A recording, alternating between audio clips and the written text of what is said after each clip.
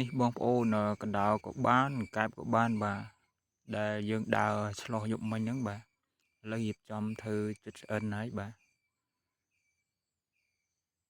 នេះយើងកែបសាក់ពងបងប្អូនអរគ្នាបាទឥឡូវរៀបចំដាក់ហើយបាទពេញលេងទៀតហើយនេះបាទភ្លៀងមួយមេបងប្អូនហើយថ្ងៃនេះយើងដើរឆ្លោះបាទចាប់កង្កែបចាប់ហ៊ីងអីចឹងណាសបោបងប្អូនអើយនេះឥឡូវនេះបានហ៊ីងទៀតហើយបងប្អូនអរគ្នាបាទចឹងបងប្អូនកុំភ្លេចជួយតាមដានមើលវីដេអូនេះឲ្យដល់ចប់ផងបាទសកម្មភាពខ្ញុំដើរឆ្លោះពេលយប់បាទហើយនេះយើងដើរមកដល់កន្លែងនេះទៀតហើយបាទអញ្ចឹងបងប្អូនកុំភ្លេចជួយ like ឲ្យខ្ញុំម្នាក់មួយផងបាទហើយបងប្អូនកុំភ្លេចមើលវីដេអូនេះឲ្យដល់ចប់ផងបាទបងប្អូននឹងដឹងហើយបាទប៉ះមួយអ្នកនរគ្នាគឺលឺយំនៅខាងនោះលឺយំខ្លាំងដែរអ្នកនរគ្នាបាទតែខ្ញុំមិនទាន់បានដើរទៅដល់បាទហើយចាប់អានេះមួយទៅដល់ណានេះហ៊ីងជួអ្នកនរគ្នាហ៊ីង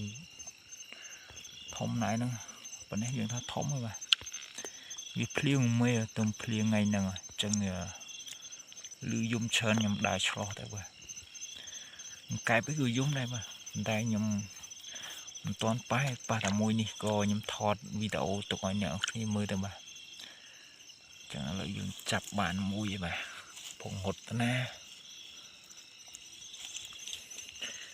ចាប់បានមួយយើងដើរមើលបន្តទៀត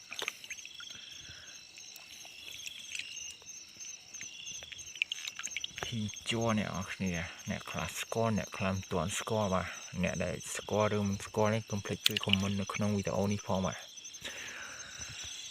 ឥឡូវដើរមើលទៀតសិនអ្នកនរគ្នាបាទហើយជាប៉ាវាលឺយំនៅឆ្ងាយពេកខ្ជិលដើរទៅរៀងឆ្ងាយដែរបាទ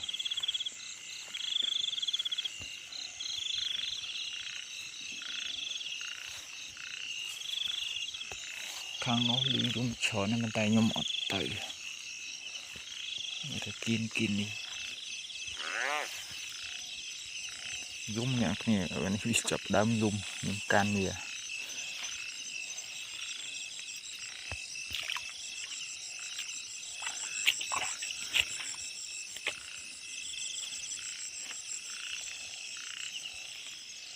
៊ីងជួប៉ះមួយខ្ញុំលឺយំច្រើនណាស់មិញប៉ុន្តែវាលឹកទឹកអស់ទៅណាបាទឥឡូវយើងចាប់ដើមធ្វើម្ហូបហើយបងប្អូនអរគ្នាបាទព្រោះយប់មិញហ្នឹងចាប់បានខ្ទង់ប្រហែល3-4-5 គីឡូដែរបាទហើយនេះគឺខ្ញុំរៀបចំឆាគ្រឿងបងប្អូនបាទគឺយើងធ្វើតែ4-5ទេបាទអត់ធ្វើច្រើនទេចឹងបងប្អូនកុំភ្លេចជួយចុច like ឲ្យវីដេអូខ្ញុំម្នាក់មួយផងបាទដើម្បីបងប្អូននឹងទទួលបានវីដេអូថ្មីបន្ថែមទៀតបាទហើយខាងនេះក៏មានកដោជៀនដែរបងប្អូនអរគ្នាបាទគឺយើងឆ្លោះបានច្រើនយប់មិញបាទ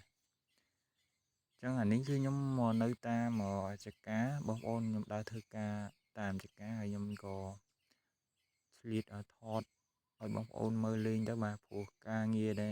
លការងារដែលខ្ញុំឆ្លាញ់ចូលចិត្តដែរបាទចឹងយើងក៏ថតវីដេអូដើម្បីចែកម្លែក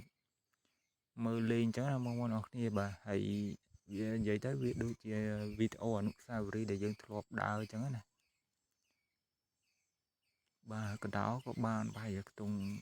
10ជាងដែរអ្នកនរគ្នាបាទចឹងវីដេអូនេះអត់មានអីច្រើនទេបងប្អូនអរគ្នាសម្រាប់អ្នកចូលមើលវីដេអូខ្ញុំបាទ